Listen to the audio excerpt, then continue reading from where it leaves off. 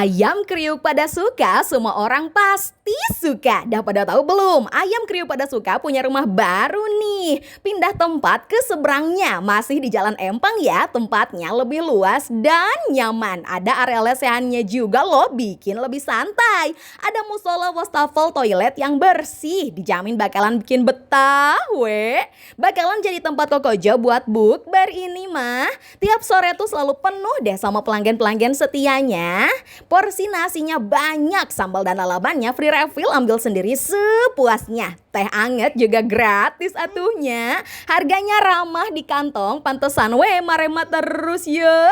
Nah, buat takjilnya bisa pesan sop buah yang bakal nyegerin. Asam-asam buah stroberi dan nanasnya bikin segar. Cincau hitam dan timun surinya menyeimbangkan rasa. Menu wajib yang harus dicoba tuh ayam kriuknya, juara banget. Kriuk-kriuknya gurih-gurih nagih coy. Ukuran ayam pejantannya gede, dijamin bikin puas we. Selain ayam kriuk, ayam bagarnya juga enak, manis-manisnya meresap sempurna. Jangan lupa cocol sambal terasinya pedas manis asoy. Kalian bisa pesan karedok dan menduannya guys. Ngunah-ngunah we sedayana ge. Mantap pisan we bukber di pada suka mah ya.